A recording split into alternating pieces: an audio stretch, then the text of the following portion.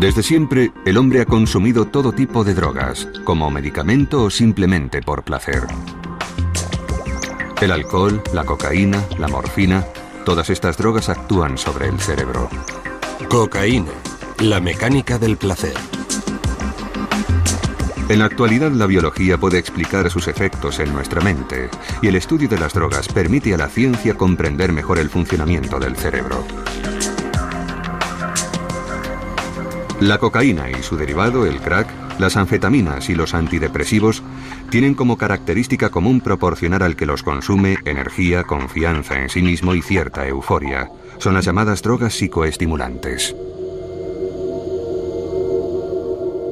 En las montañas de América del Sur, la coca es una planta sagrada desde hace miles de años. En el Imperio Inca, quemaban sus hojas y se consumían en ceremonias en honor al dios Sol. En la actualidad, los hechiceros indios sí ayudan de la misma planta en sus ritos adivinatorios.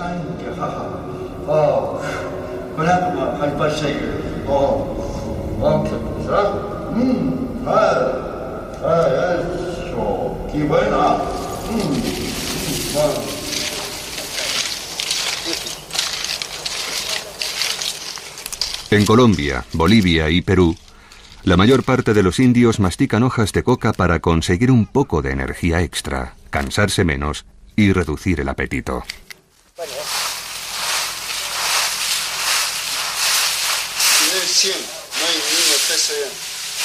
Los campesinos pueden cultivar coca para su propio consumo para la producción de medicamentos. Sin embargo, ganan al menos el doble si venden su cosecha a los laboratorios clandestinos que fabrican la cocaína. Se calcula que en la actualidad el número de cocainómanos en todo el mundo asciende a más de 13 millones.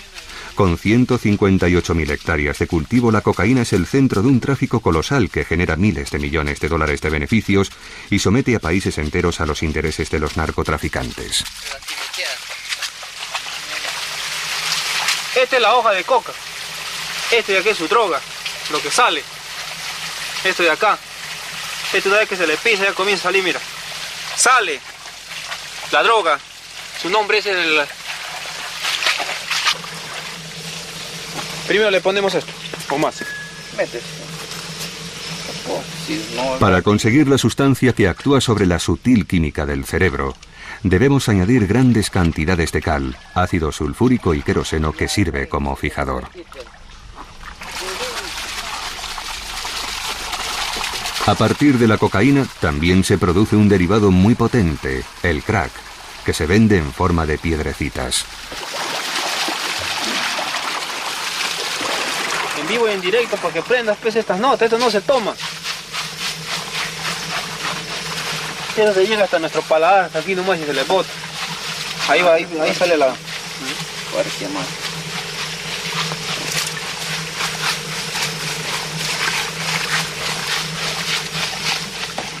¿Has probado el palo? ¿Sí? Sí, siento para la cuchara tengo que... Ya lo ve.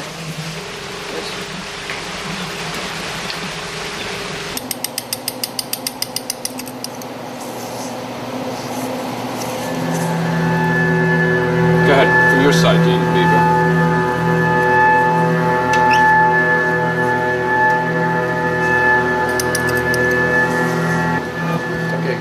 El Laboratorio Nacional de Brookhaven, cerca de Nueva York, es una de las pocas instalaciones del mundo donde investigadores como Jin-Jack Wang pueden estudiar en tiempo real el cerebro humano bajo los efectos de las drogas. Sabemos que los indios de Sudamérica toman cocaína desde hace miles de años. La mastican como si fuera tabaco. Y consumida así no está considerada como una droga adictiva. Sin embargo, la cocaína que se consume aquí es otra cosa. Si se snifa no produce una gran dependencia. Sin embargo, si se fuma o se inyecta, sí puede resultar más adictiva. Por lo tanto, podemos deducir que el modo de administración y la velocidad de llegada de la cocaína al cerebro son factores que hacen que una persona se vuelva dependiente.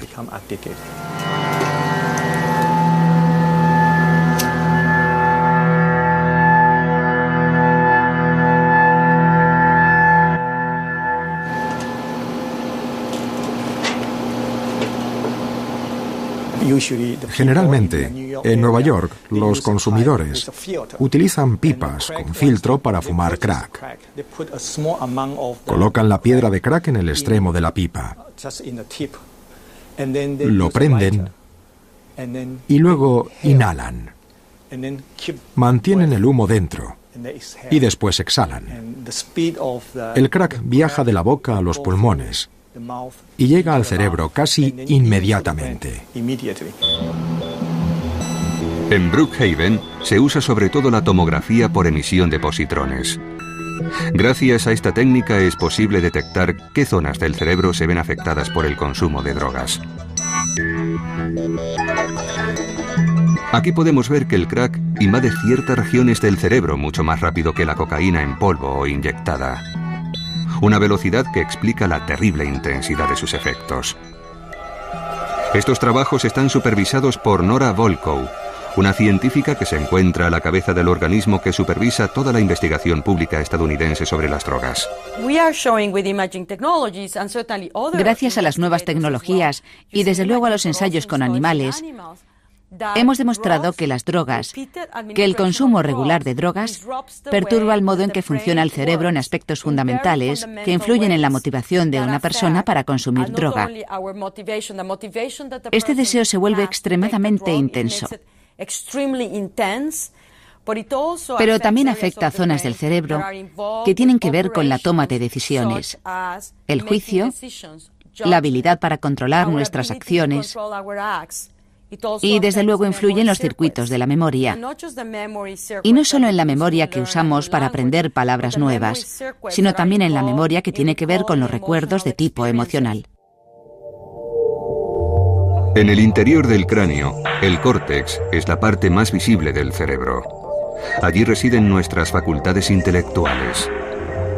Bajo estos pliegues, en una zona oculta, se encuentra el sistema límbico que gobierna nuestras emociones y nuestros deseos. Es aquí donde actúan las drogas. Todas las drogas piratean el sistema de comunicación del cerebro. Y esto es así porque nuestro cerebro pasa la mayor parte del tiempo charlando consigo mismo. Su buen funcionamiento depende de un diálogo incesante entre nuestros 100.000 millones de células nerviosas, las neuronas. Para hacer circular la información, las neuronas envían mensajeros químicos que llamamos neurotransmisores. Ya sea dolor, placer o el ritmo de los intercambios de información, los neurotransmisores regulan un equilibrio sutil y complejo del que depende el conjunto de las funciones de nuestro organismo. Entre cada neurona existe un pequeño espacio donde reina una intensa actividad. Es aquí, en la sinapsis, donde actúan los neurotransmisores. Para hacer circular la información de una neurona a otra, se acoplan a sus receptores correspondientes. Estos mecanismos existen en el hombre y en todos los mamíferos, incluso en los más pequeños. Sin las ratas y los ratones, jamás se habrían estudiado los efectos de las drogas. Compartimos con ellos un gran número de genes y las drogas desencadenan las mismas tempestades en sus pequeños cerebros. De hecho, la humanidad tiene una deuda moral con estos animalitos.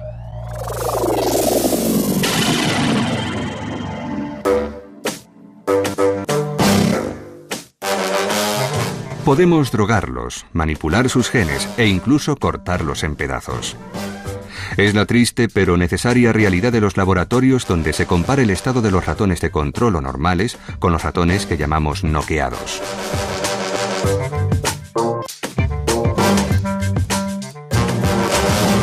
Esta técnica consiste en suprimir ciertos genes en ratones normales, por ejemplo, el gen que controla la fabricación de un neurotransmisor. Estos ratones modificados genéticamente se llaman ratones noqueados.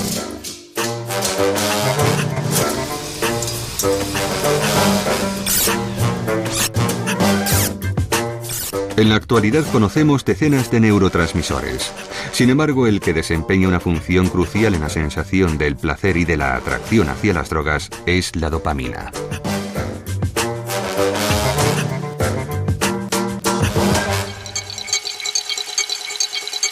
Aquí vemos el aspecto que tiene la dopamina al microscopio, bajo su forma cristalizada. y como diagrama químico. Bruno Giros estudia los efectos de esta molécula en el cerebro de ratones normales y de ratones noqueados.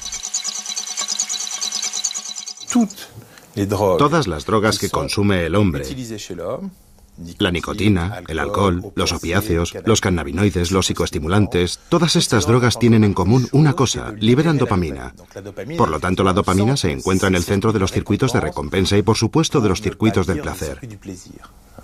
La dopamina también se libera con el juego compulsivo, actividades sexuales o al comer. En realidad, el hecho de liberar dopamina con el sexo y la comida sirve para garantizar la supervivencia. Es decir, es indispensable para la supervivencia de la especie. Las drogas imitan estas actividades y, por lo tanto, de alguna manera, se aprovechan del sistema, lo usan para su propio beneficio. El cerebro no se creó para convertirnos en seres dependientes de las drogas, sino para reforzar comportamientos que conlleven la supervivencia de la especie, como el sexo y la alimentación. Las drogas, en general, embaucan al sistema, lo engañan. Este experimento nos permite observar una de las funciones de la dopamina. En la caja de la derecha, un ratón normal. En la de la izquierda, un ratón noqueado al que se le ha suprimido un elemento esencial en el circuito de la dopamina, el transportador. Al contrario que el ratón normal, el noqueado parece listo para subirse a un ring. Si se le inyecta cocaína a un ratón normal, tendrá exactamente el mismo comportamiento. De una parte está la terminación nerviosa del animal normal, que libera la dopamina.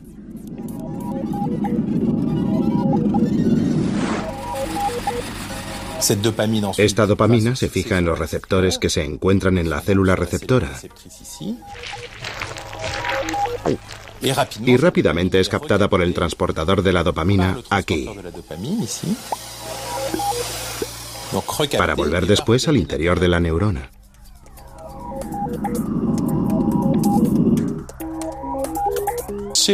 Al ratón normal se le ha inyectado cocaína, un psicoestimulante como la anfetamina, que bloquea el transportador de la dopamina.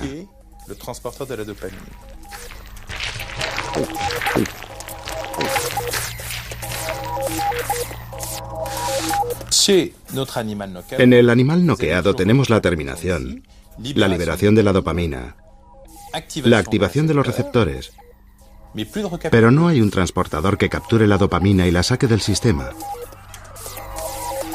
Así que hay mucha más dopamina aquí en la sinapsis, y esta dopamina activa los receptores, y se produce lo que hemos visto en los ratones, una gran hiperactividad.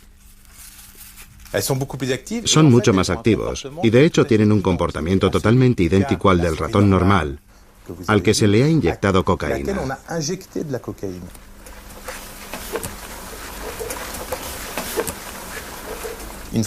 Una vez que se comprende el sistema, podemos identificar los hilos de los que hay que tirar para liberar más o menos dopamina, y entonces solo quedará estudiar su efecto en el hombre y comprobar todas estas hipótesis con las moléculas que están a nuestra disposición o que vamos a desarrollar en los próximos años. Es evidente que en los ratones no encontraremos las preocupaciones o contradicciones que vemos en la mente del hombre, pero lo cierto es que detrás están la neurobiología y la química, y ambas son exactamente las mismas en las dos especies. Esa neurobiología que en los ratones se expresa a través de un exceso de movimiento, en el hombre lo hace mediante el pensamiento. Al observar los mecanismos presentes en los ratones de control y en los noqueados, los investigadores identifican las innumerables funciones de la dopamina en nuestro cerebro. Y cuando cortan sus minúsculos cerebros en secciones, cumplen con la primera etapa en el descubrimiento de nuevos medicamentos.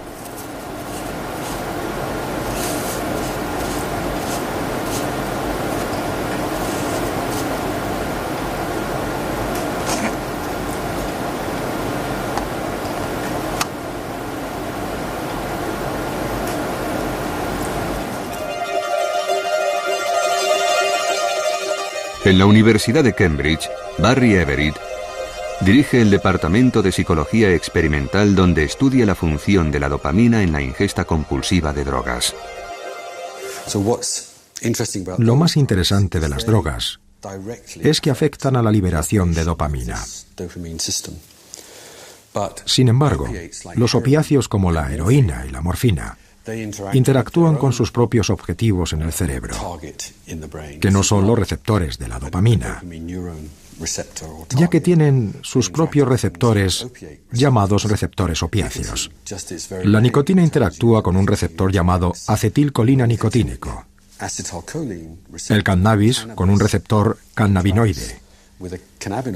El alcohol interactúa con muchas cosas, y entre ellas con receptores MMDA y GABA. Así que cada tipo de droga tiene su propio blanco químico dentro del cerebro. Y una de las principales teorías sobre por qué todas las drogas son adictivas, aunque tengan composiciones diferentes, es que aunque producen efectos distintos, todos acaban convergiendo en el sistema de la dopamina. Así que, de un modo u otro, la cantidad de dopamina sube en el cerebro.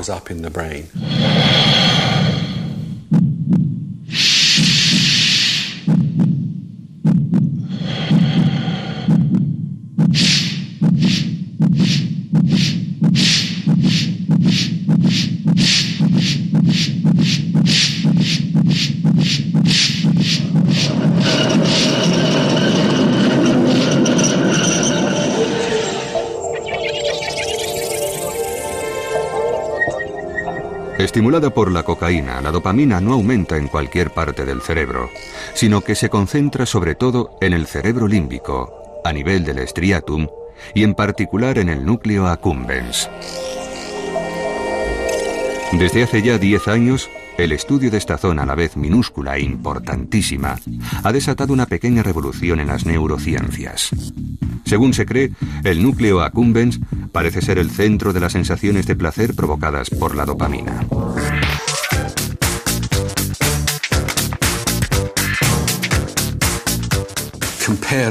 Las drogas funcionan de forma muy diferente a otras acciones que generan una respuesta positiva o que producen sensación de placer, como comer, beber o el sexo. Es decir, en lo que se refiere a la comida, etc., lo que se busca es la comida, el agua o el sexo en sí. Si nos fijamos en un comportamiento en particular, como comer, por ejemplo, cuando comemos, primero nos llevamos la comida a la boca, la saboreamos, la tragamos, la digerimos. Se libera glucosa. Existe todo un proceso y pensamos que desde los primeros instantes de ese proceso, cuando nos llevamos la comida a la boca, ya se inicia un cambio en la actividad del sistema de la dopamina. Es algo que está comprobado. Con las drogas, sin embargo, no aparece eso que llamamos con frecuencia comportamientos de consumo. Es decir, no hay un proceso propiamente dicho, como cuando comemos. Cuando una sustancia tóxica entra en nuestro cuerpo a través del torrente sanguíneo, o si la esnifamos por la nariz, se produce de forma casi inmediata un cortocircuito en el sistema de la dopamina, y tiene lugar sin que haya ningún tipo de preliminar. Es como si la droga secuestrara el sistema de recompensa de nuestro cerebro.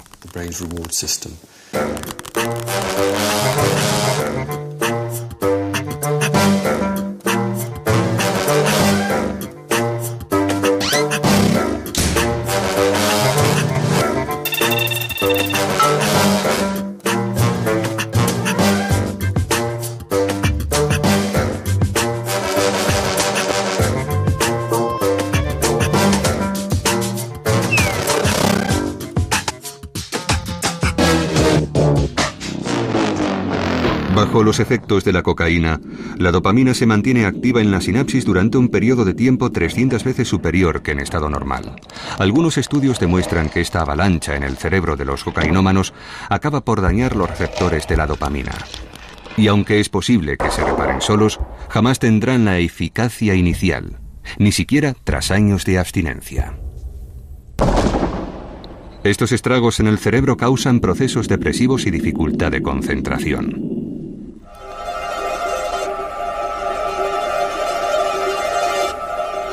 Bombardeado por la dopamina, un cerebro bajo los efectos de la cocaína está condicionado a buscar ese mismo tipo de sensación. Según el neurobiólogo Wolfram Schultz, es una señal de recompensa para el núcleo accumbens. Según parece, el núcleo accumbens es una estructura que se activa, sobre todo y más que ninguna otra parte del striatum, con la liberación de dopamina. Si uno muestra a un sujeto de estudio una imagen gratificante, por ejemplo, un billete de 10 libras, el núcleo accumbens se verá estimulado gracias a la activación del sistema de la dopamina. El striatum también se activa a través de la recompensa, pero con menos intensidad. Lo que llamamos recompensa puede ser agua, comida u otro estimulante, ya sea visual o de cualquier tipo. Puede ser la música, por ejemplo. No hay un órgano sensorial específico para la recompensa. La recompensa viene definida por el comportamiento y tiene 3 funciones principales. La primera es la de llevarnos a repetir una acción que nos produce satisfacción. Por ejemplo, si yo le doy al botón de una máquina sin saber qué va a ocurrir y de repente sale una lata de Coca-Cola, si me gusta la Coca-Cola, sin duda volveré a darle al botón. Es la función del aprendizaje de la recompensa.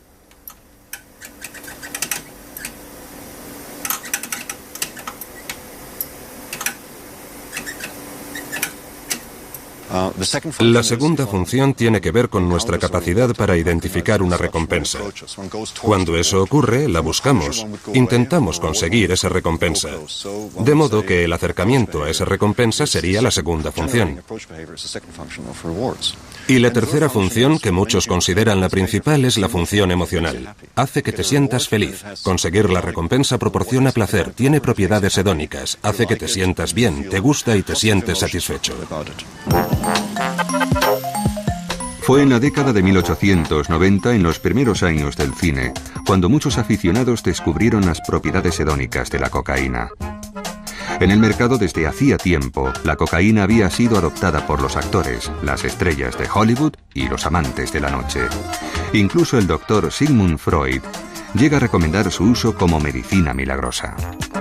Sin embargo, la cocaína se consume sobre todo bajo la forma del famoso vino de coca Mariani, entre cuyos entusiastas consumidores se encontraban famosos deportistas, grandes escritores e incluso el Papa León XIII. La Coca-Cola contuvo cocaína hasta 1903 y se vendió como tónico y bebida revitalizante.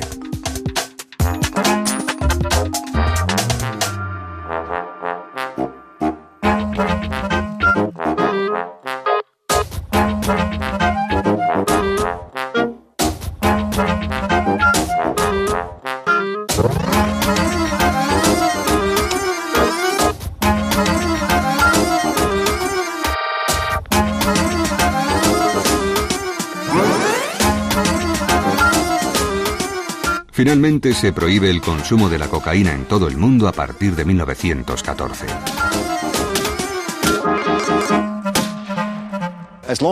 Mientras una persona no consuma drogas adictivas, no se convertirá en adicto, eso es evidente.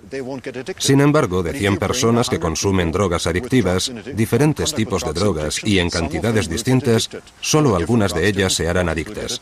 El quid de la cuestión se encuentra en el cerebro y se puede deber a alguna razón patológica o a alguna variación normal, aunque creo que eso es lo de menos. Da lo mismo.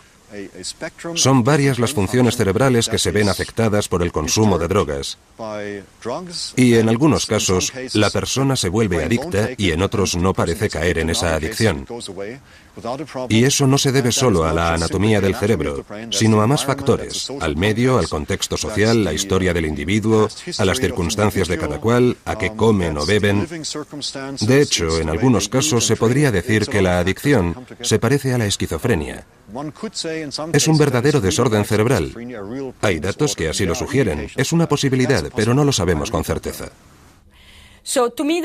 Yo creo que la consecuencia más importante de mi trabajo es que he contribuido a definir la adicción a las drogas como una enfermedad del cerebro, ya que encontramos claras anormalidades acerca de su funcionamiento que finalmente desembocan en un comportamiento perturbado.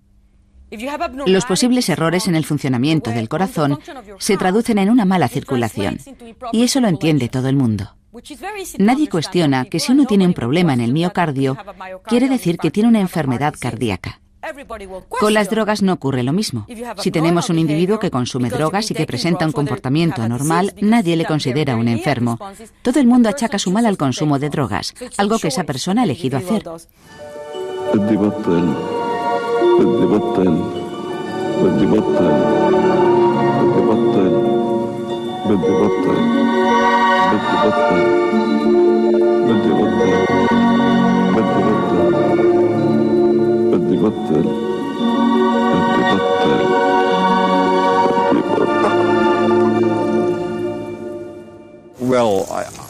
Creo que hay personas que se encuentran en mejor posición que yo para definir lo que es adicción.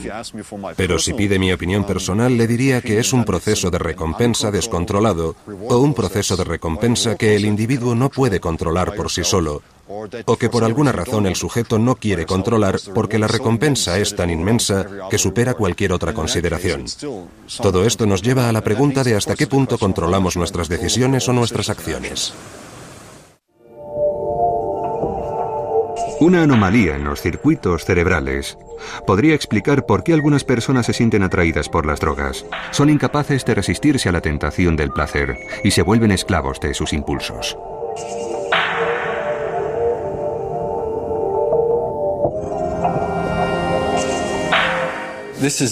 Se trata de un experimento que se hace con frecuencia en humanos y cuyo objetivo es medir un aspecto de la impulsividad que tiene que ver con la capacidad de esperar una recompensa mejor y mayor. Es algo así como decir, ¿quieres una galleta ahora o un bollo más tarde? Es decir, le das al sujeto la posibilidad de elegir entre una recompensa inmediata, aunque pequeña, o una recompensa mejor, pero más tarde. Ciertos individuos con una acusada impulsividad prefieren la gratificación inmediata y no pueden esperar a conseguir algo mejor más tarde. Y no sabemos mucho de ese aspecto a nivel neurobiológico, pero parece que se puede deber a algún fallo en el núcleo accumbens que promueve ese tipo de comportamiento. Aquellos individuos con el núcleo accumbens dañado no pueden esperar a recibir una recompensa mejor a largo plazo. Estos desarreglos en los circuitos de la dopamina pueden provocar verdaderas enfermedades. En el caso de este niño con una acusada agresividad y filmado en la década de 1970, los médicos identificaron un déficit de atención e hiperactividad. Más conocido bajo el nombre de hiperactividad, este desorden produce un comportamiento agresivo, una gran impulsividad e incapacidad para concentrarse.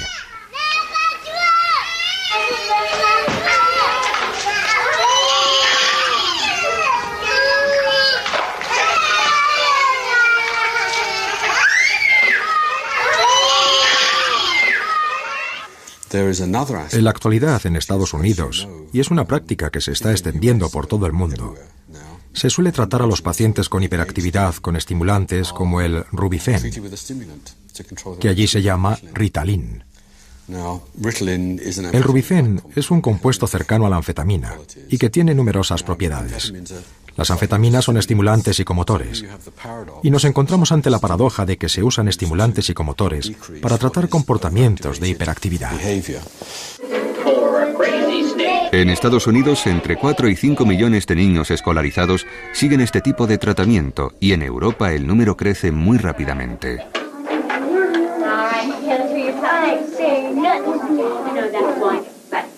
¿Qué quieres, cariño? Mi medicina. Tus pastillas, claro. Dentro del cerebro, los medicamentos como el Rubifen mantienen una tasa elevada de dopamina al bloquear su reasimilación. Una forma de adicción comparable a la de la cocaína. Tienes que coger otra, cielo.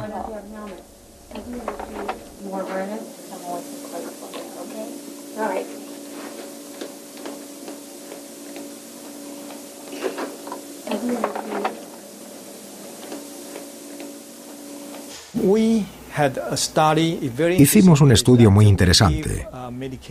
Usamos una medicación muy parecida a la cocaína. El compuesto activo era el metilfenidato, es decir, una forma de Rubifen que no se receta y que se inyecta. Y le proporcionamos esta medicina a un grupo de adictos a la cocaína que se la inyectaron. Y descubrimos que a la mayoría de los cocainómanos les gustó. La razón por la que consumían cocaína es que tenían hiperactividad.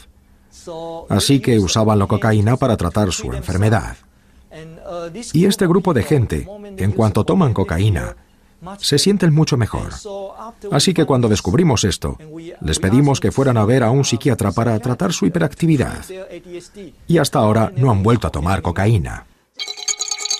De hecho, la acción química de estos medicamentos es muy parecida, a veces incluso idéntica a la de las anfetaminas. Legales en los años 30, las anfetaminas se encontraban en medicamentos que se recetaban para tratar el asma, quitar el hambre o proporcionar energía. Los deportistas, los camioneros, los políticos y los militares recurrían a ellas con mucha frecuencia. Cueva a cueva y soldado a soldado. Incluso se podría decir que la Segunda Guerra Mundial se desarrolló bajo la influencia de las anfetaminas. En los ejércitos alemán, estadounidense y británico se distribuían a los soldados para que vencieran el agotamiento. En las fuerzas estadounidenses en Okinawa, estos son los kamikazes. La inconsciencia de los kamikazes japoneses se explica en parte por su elevado consumo de anfetaminas. Tras la derrota de Japón, los stocks salieron a la venta y la drogadicción con anfetamina se convirtió en un gran problema en el Japón de la posguerra.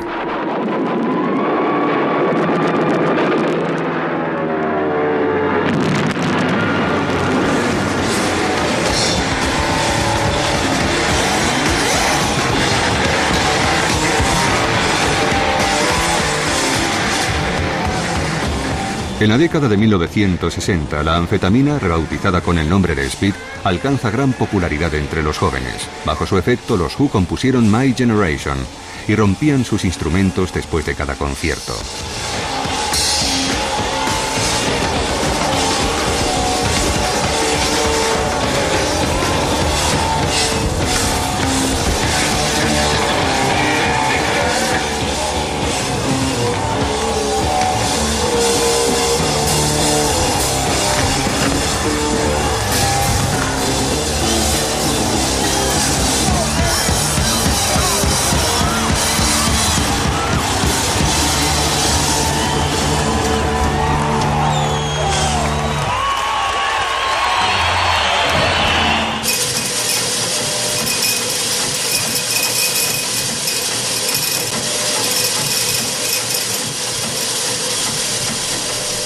En la década de 1980, las anfetaminas se convirtieron en drogas ilegales. Sin embargo, 26 millones de personas en todo el mundo, de las que 3 millones son japoneses, siguen consumiéndolas.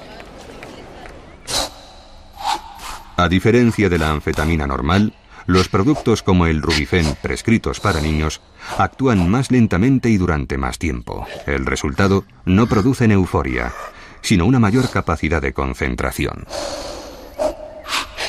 Pero cabe preguntarse por el futuro de estos niños que toman estimulantes. Hay quien piensa que en el futuro se arriesgan a desarrollar una apetencia especial por las drogas. Se han realizado muchos estudios sobre si los niños, dada la vulnerabilidad de su cerebro en desarrollo, pueden hacerse adictos a las drogas estimulantes psicomotoras. Y hasta el momento los datos de los que disponemos son contradictorios. En un par de estudios se sugiere que el peligro de adicción es mayor en pacientes tratados con Rubifen. Sin embargo, en otros no se detecta nada parecido. Así que estamos ante un asunto de difícil solución. El número de pacientes que reciben tratamiento contra la hiperactividad es considerable. Sin embargo, no es nada comparado con los 300 millones de consumidores de otro tipo de psicoestimulantes que se venden con receta médica, los antidepresivos.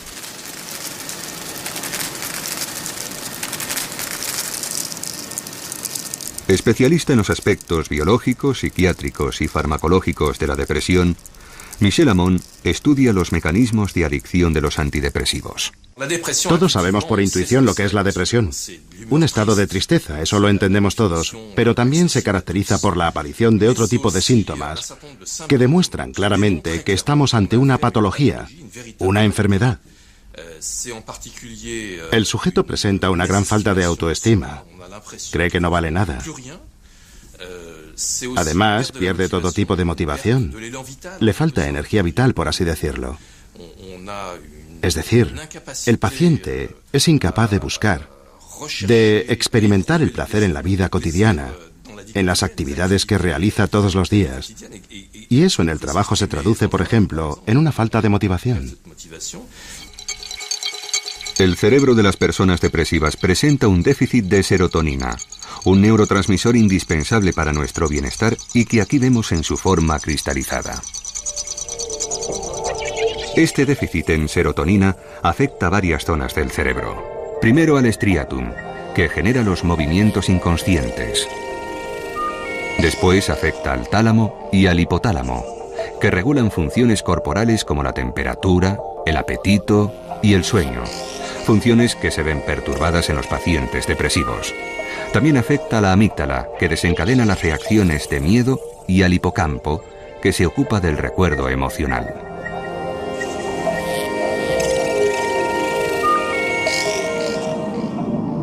Los antidepresivos que se usan en la actualidad actúan sobre la serotonina como los psicoestimulantes sobre la dopamina. Sus moléculas ralentizan la reabsorción de la serotonina, por lo tanto, esta activa sus receptores durante más tiempo.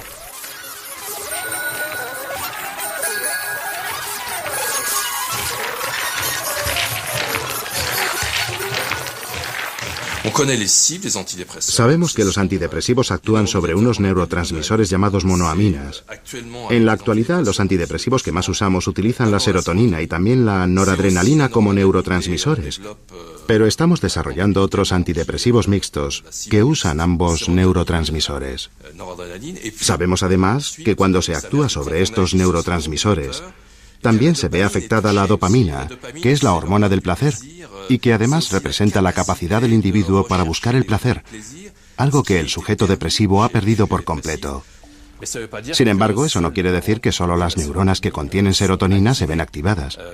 Es una especie de reacción en cadena, es decir, que a partir del momento en que la serotonina aumenta, eso repercute también en la noradrenalina y en la dopamina, además de sobre el conjunto de sistemas de las monoaminas, primero, y después sobre los otros sistemas de neuronas, que ven cómo su actividad se ve restablecida en gran parte. Michel Ammon trabaja con moléculas que no solo están relacionadas con los síntomas de la depresión, sino también con su causa directa, el estrés.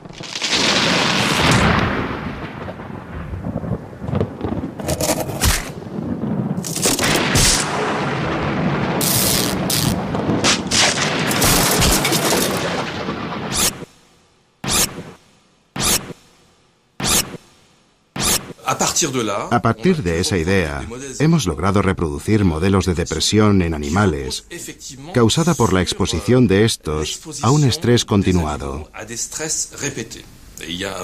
Hay un modelo muy válido desde ese punto de vista que funciona muy bien. Nos dispusimos a tratar a estos animales con antidepresivos y nos dimos cuenta de que efectivamente los déficits que habíamos inducido por ese estrés continuado y que se parecían mucho a los síntomas de la depresión en el hombre, se pueden corregir con antidepresivos.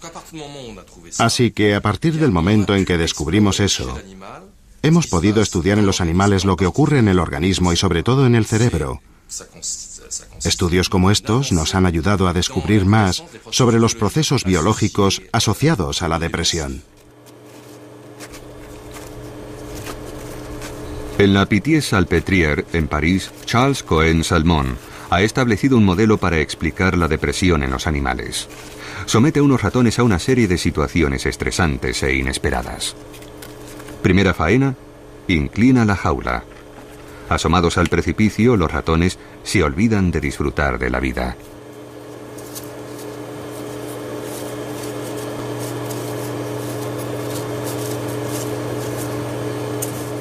Segunda causa de estrés, la suciedad. El ratón debe abandonar el confort de su nido y enfrentarse a los tormentos de una siesta húmeda.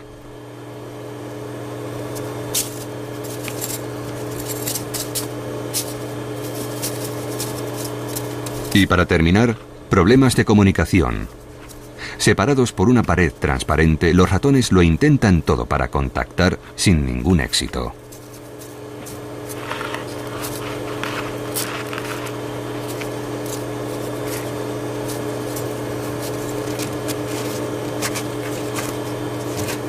El aumento del estrés perturba el funcionamiento del cerebro y puede hacer que los ratones caigan en un estado depresivo.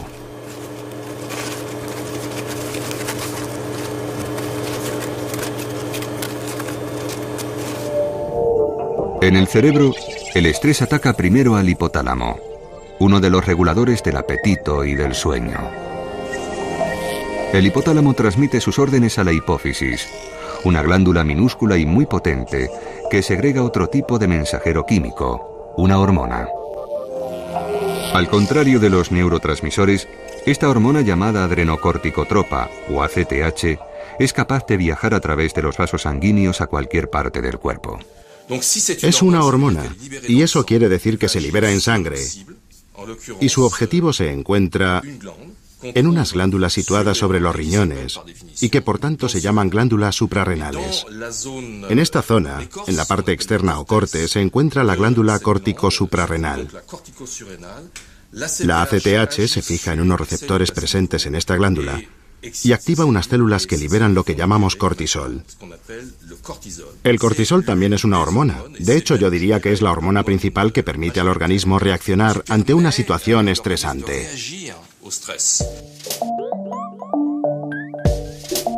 El cortisol desencadena una movilización general del organismo y un consumo intensivo de sus reservas de energía, azúcar y grasas.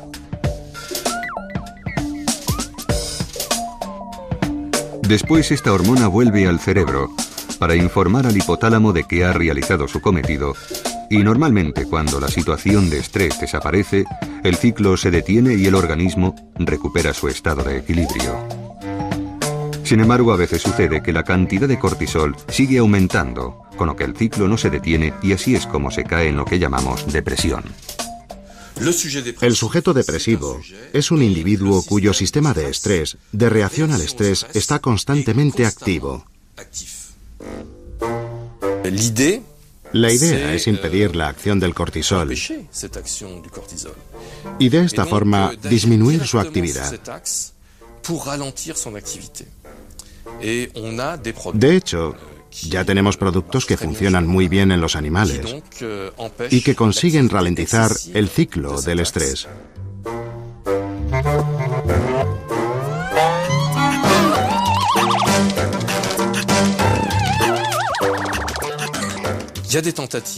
Se están realizando pruebas con seres humanos con resultados muy esperanzadores.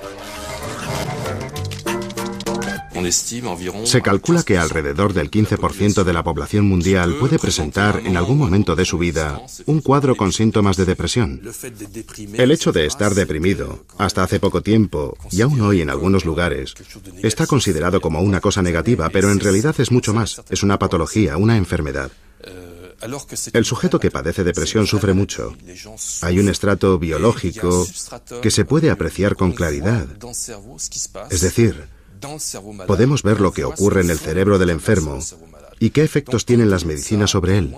De modo que la depresión es una enfermedad como lo es la dependencia de las drogas. Un toxicómano es un enfermo, no es un sujeto al que debemos tratar o considerar como a un delincuente, sino como a un enfermo. Por supuesto, después de que algo le llevara a probar la droga por primera vez, su vulnerabilidad particular hizo que se convirtiera en un enfermo al que hay que curar. Son enfermos. Los deprimidos son enfermos, los fóbicos son enfermos. Los trastornos del comportamiento son enfermedades reales.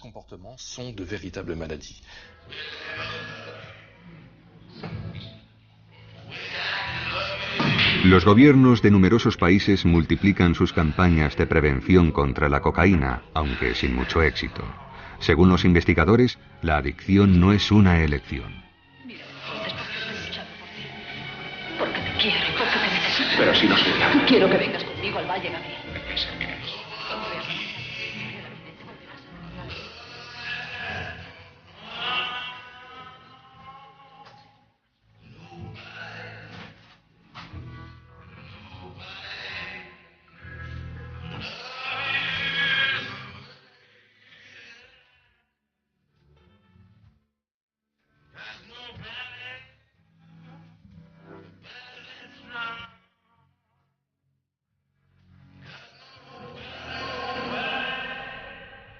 Al principio hay una elección, y pongo la palabra elección entre comillas, porque muchas veces la adicción comienza durante la adolescencia y a veces incluso en la infancia. Y cuando los chavales entran en contacto con las drogas, lo suelen hacer en compañía de su grupo de amigos o conocidos. Y muchas veces comienzan a consumir no porque lo elijan, sino porque quieren formar parte del grupo, que es una respuesta neurobiológica natural cuando se es adolescente. Uno quiere ser como los demás, quiere caer bien, y eso hace que sea muy vulnerable a las influencias. Sin embargo, imaginemos que eligen consumir drogas a pesar de todas las advertencias. Algunos de esos adolescentes tomarán la droga, experimentarán sus efectos y ahí se acaba su experiencia. Sin embargo, otros se vuelven adictos. Eligieron tomar la droga, no convertirse en adictos. Es como el que fuma un cigarrillo. Elige fumar, pero no desarrollar un cáncer de pulmón, por ejemplo. El proceso es exactamente el mismo. No lo sabemos con total seguridad, pero se calcula que alrededor de un 20 o un 30% de los sujetos que consumen drogas son especialmente vulnerables a ellas y se convertirán en adictos. ¿Es la toxicomanía una verdadera enfermedad del cerebro? Nuestra voluntad y el control de nuestros deseos dependen del equilibrio interno de nuestro cerebro. Una de las cualidades más apreciadas del comportamiento humano es el control. Todos otorgamos un gran valor a la libertad. Es muy importante para nosotros. De hecho, hay gente que lucha por conseguirla. Sin embargo, no hay libertad si no existe un control voluntario. Hay ciertas zonas del cerebro que deben funcionar adecuadamente para que exista ese control. Y si esas zonas no funcionan bien, ¿dónde queda nuestra libertad?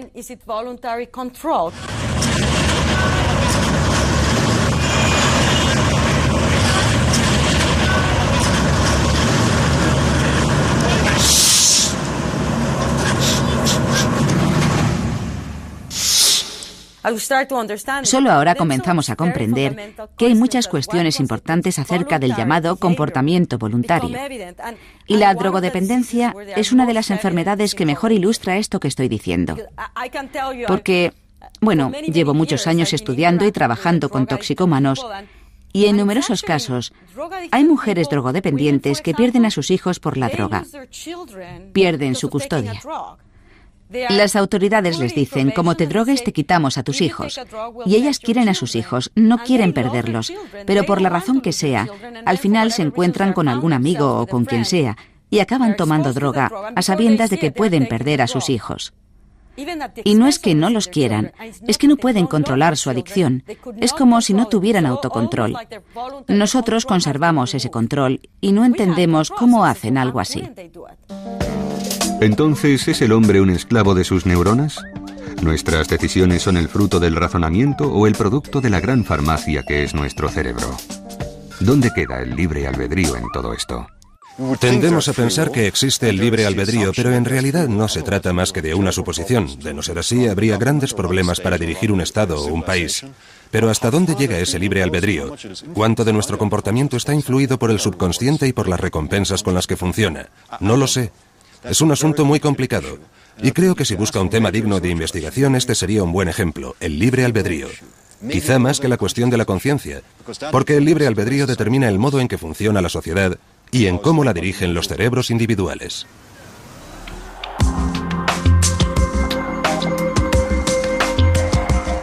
En lucha contra sus pulsiones, desestabilizado por su farmacia interior, ¿es el hombre una marioneta de su laboratorio cerebral?